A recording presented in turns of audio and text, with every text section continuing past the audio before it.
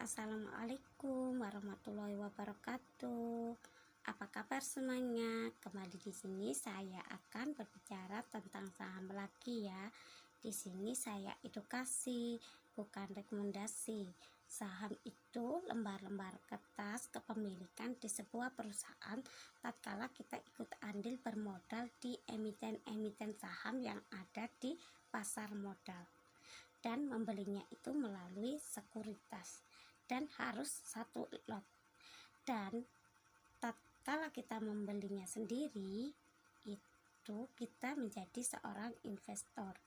Itu kita membeli secara mandiri dan kita harus menganalisa perusahaan tersebut sendiri. Dan di sekuritas itu tidak hanya kita bisa membeli sendiri, kita juga bisa membeli melalui fund manager saham atau reksadana saham atau di ETF. Reksadana saham itu juga membelinya di sekuritas, ETF juga membelinya di sekuritas.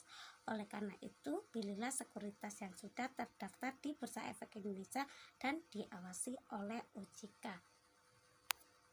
Kalau kita membeli sendiri, itu kan kita analisa sendiri tuh ya. Itu kan harus satu lot.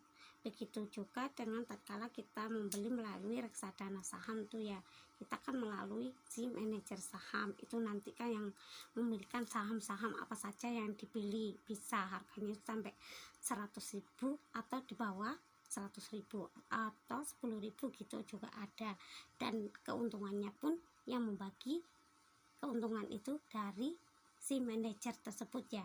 Lah, kalau ETF ini hampir mirip dengan reksadana saham, tapi bedanya kalau di ETF ini kita membelinya harus dengan lot, jadi harus satu lot begitu. Dan ETF itu juga ada manajernya, tapi itu kita bisa membeli dengan, misalkan tuh kalau kita membeli sendiri itu kan uang kita 800.000 itu kan hanya dapat BCA saja gitu ya, karena harga di BCA kan kurang dan lebihnya kan hampir 800 ribuan gitu ya, bahkan hampir 900-an gitu.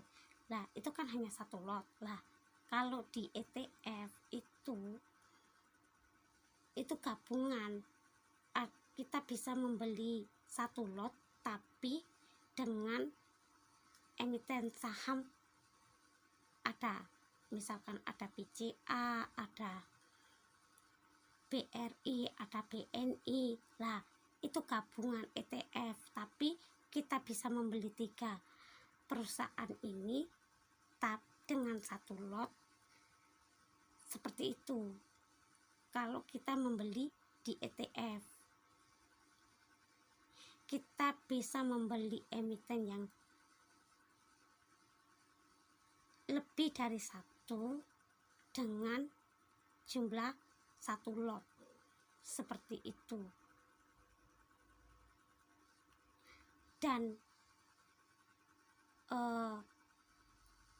jika ikut ETF itu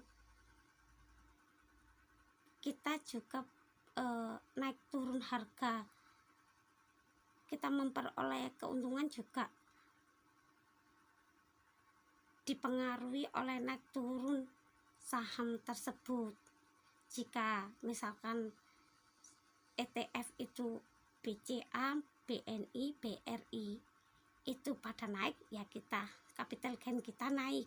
Tapi kalau BCA, BRI, BNI turun ya otomatis emiten jumlah capital gain kita juga turun. Atau ada BCA naik, BRI turun, BNI naik, masih mending seperti itu. Ada yang seperti itu kalau itu di ETF.